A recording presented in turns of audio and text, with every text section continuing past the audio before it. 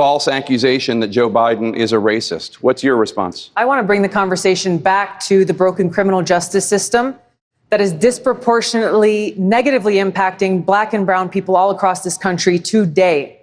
Now, Senator Harris says she's proud of her record as a prosecutor and that she'll be a prosecutor president, but I'm deeply concerned about this record. Now that Kamala Harris is the Democratic Party's nominee for president, people are starting to unearth old clips of Kamala Harris, some of them not very flattering to Kamala Harris. On the show Breaking Points with Crystal Ball and Ryan Grimm, they analyzed one such clip from the 2019 Democratic Party debates. This one is between Tulsi Gabbard and Kamala Harris, in which Tulsi Gabbard totally wrecks Kamala Harris. Let's take a look. So that's the case for Kamala. Let's do the case against Kamala and what makes Democrats so nervous. And we'll start by rolling this clip, this famous clip from the debate in the summer of 2019 when Kamala Harris was running for president. The substance of what you're about to watch is important, but in some ways almost less important than what it says about who Kamala Harris is as a politician, as a candidate. So let's roll this and then talk about the problems that a lot of Democrats are identifying around this that have not, they don't believe, been reformed yet. Congresswoman Gabbard, you took issue with Senator Harris confronting Vice President Biden at the last debate. You called it a, quote, false accusation that Joe Biden is a racist. What's your response? I want to bring the conversation back to the broken criminal justice system that is disproportionately negatively impacting Black and brown people all across this country today. Now, Senator Harris says she's proud of her record as a prosecutor and that she'll be a prosecutor president, but I'm deeply concerned about this record. There are too many examples to cite, but she put over 1,500 people in jail for marijuana violations and then laughed about it when she was asked if she ever smoked marijuana. She blocked evidence. She blocked evidence that would have freed an innocent man from death row until the courts forced her to do so. She kept people in prison beyond their sentences to use them as cheap labor for the state of California. And she fought to keep cash bail system in place that impacts poor people in the worst kind of way. Thank you, Congresswoman. Senator Harris, your response. As the elected Attorney General of California, I did the work of significantly reforming the criminal justice system of a state of 40 million people, which became a national model for the work that needs to be done. And I am proud of that work. And I am proud of making a decision to not just give fancy speeches or be in a legislative body and give speeches on the floor, but actually doing the work of being in the position to use the power that I had to reform a system that is badly in need of reform. That is why we created initiatives that were about reentering former offenders and getting them counseling. It is why, and because I know that criminal justice system is so broken, that I am an advocate for what we need to do to not only decriminalize, but legalize marijuana in the United States. I want to bring Congresswoman Gabbard back in. Your response, The bottom line is, Senator Harris, when you are in a position to make a difference and an impact in these people's lives, you did not. And worse yet, in the case of those who were on death row, innocent people, you actually blocked evidence from being revealed that would have freed them until you were forced to do so. There is no excuse for that. And the people who suffered under your reign as prosecutor, you owe them an apology. And so what's important to understand about that exchange, we can put a D10 here. So in January of 2019, Lara Bazelon wrote a column in the New York Times, which was widely read across Democratic circles, that basically formed the research that Tulsi Gabbard used in her annihilation of Kamala Harris there. And Bazelon is part of the Bazelon family that is kind of legal royalty in Democratic circles. Okay. And so this was a pitch that Kamala Harris saw coming for 6 months, 7 months. Right. The debate was in July. This was published in January. This was the knock on her throughout the campaign. So you can talk about the substance of the critique that Tulsi makes, and it's strong and it resonates with people on the left far more than it will resonate with people on the right. But what it also says is, how did you not have an answer for that by that point? Right. Think about what she said there. So first she said, I did the work. I didn't just give speeches. I reformed the system. and I want to legalize marijuana. No. And I'm going to stop here for just 1 second. She talks about legalization there, Kamala Harris does, and she has now been a part of an administration with Joe Biden for almost 4 years, and they've done absolutely nothing towards legalization. And they don't seem to have any interest in doing so at all. In fact, Joe Biden has said that he's against it. Now, it remains to be seen what Kamala Harris's stance will be in that regard in terms of running for president. But her administration that she's been a part of has shown no desire at all for legalization.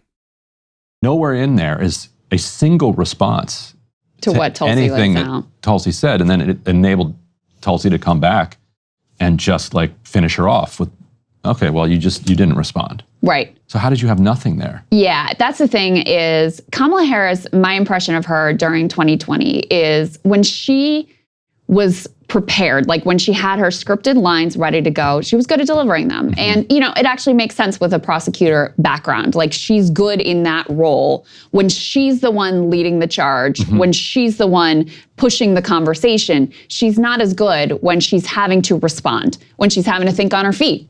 And now the other piece here goes to also preparation. This was something else that her staff was leaking about her after her campaign imploded, which is that she didn't, quote unquote, do the work when it came to preparing for these instances. And then when she was caught flat-footed and doesn't have a response to what is an obvious, you know, coming line of attack, then she would blow up at her staffers and blame them when they would say, oh, listen, you had the briefing, like you could have done the work and been prepared for this moment, but we can only do so much. You have to be the one that actually does that and ultimately performs. And this is something in a debate that could be a problem for Kamala Harris against Donald Trump, is if she's not able to be quick on her feet and come back with one-liners and zingers and those kind of things. That's what Donald Trump is so good at. He's, you know, not somebody who's great on a teleprompter, but off the cuff, especially in debates, he has dismantled a lot of his opponents, particularly on the Republican side in debates over these last few years. So if Kamala Harris is not good at comebacks off the top of her head, that could be a problem for her when she gets to debating Donald Trump. The irony, of course, of this, first of all, number one, you would never hear Tulsi Gabbard talking like this today with her hard right turn. That's number one. Yeah, I was like, oh, I remember why I used to like this lady, right? That's number one. Number two, I've seen a bunch of lefties, I'm sure you've seen this too, like, all right, leftists, stop talking about her good voting record in the Senate. Now go back to calling her a cop so that the general public wants to vote for her in election. So and that was one of the big knocks against from the Democratic Party side or Democratic voter side of Kamala Harris was Kamala Harris is a cop. There were all the memes of that and everything when running during the Democratic debates. And so that was a big knock on her, having innocent people in jail, keeping people in prison for what a lot of people are thinking now would be minor crimes, since there's been so much legalization throughout the country in so many states. And again, Kamala Harris has shown no interest in changing those laws, despite what she said back in 2019. Kamala Harris could have really put a lot of pressure on Joe Biden to do legalization, and there has seemed to be no interest from Kamala Harris in doing that. And that's probably going to hurt her with some people on the left. The Trump campaign is going to take the exact opposite tact with her and have already telegraphed and already started to put these pitches out that she was, quote unquote, soft on crime when she was in California as part of, you know, what they portray as like a hellscape, dystopian hellscape in the state of California, and is too liberal, coastal, liberal, elite, et cetera, et cetera. Like that's going to be the brush they paint her with. But you're 100% correct. It's not the substance here that she has to worry about, because in a way, the attacks that Tulsi is making on her here, like you will never hear those same attacks on her from a Republican. That's going to be an issue. But the fact that she was so unable to handle it in the moment, even though it was so predictable, it's consistent with a number of Kamala Harris moments that we've seen that have not gone particularly well for her. And so perhaps it looks like Donald Trump now is getting a little squeamish about having to debate her. He put on a truth that was like, well, I only want to do it if it's on Fox News. I think she would have a hard time debating him because his whole thing is throwing people off balance. And I think that's a difficult place for her to be. In a sense, I relate to it because I'm much better. And so what Crystal Ball is saying here is exactly what I said, that Kamala Harris will probably be thrown off balance when she's trying to debate Donald Trump, if these debates between Donald Trump and Kamala Harris actually happen, because there will be instances in which Kamala Harris won't be prepared and Donald Trump will be saying these off-the-cuff things that he didn't prepare for either. And it'll be interesting to see how she is able to handle that.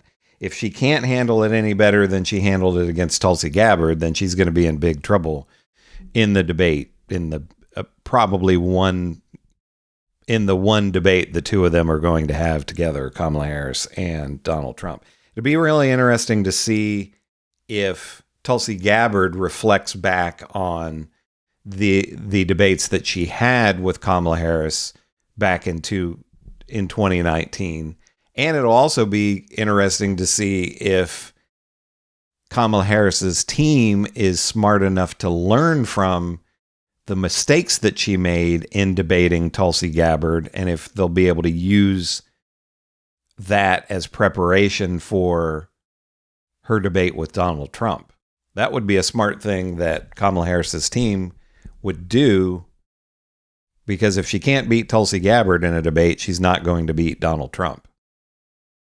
But what do you think? Do you think that Tulsi Gabbard was right here? And do you think that Kamala Harris seemed like somebody who was unprepared in this debate against Tulsi Gabbard? And if she can't beat Tulsi Gabbard in a debate, do you think that Kamala Harris can beat Donald Trump in a debate? It's going to be an interesting few months. Make sure to give me a like and subscribe. Comment on this video about the debate between Kamala Harris and Tulsi Gabbard. Let me know your thoughts. That helps me to grow the channel. If you like to see more content like this, I want to keep putting it out. I'll see you in the next video.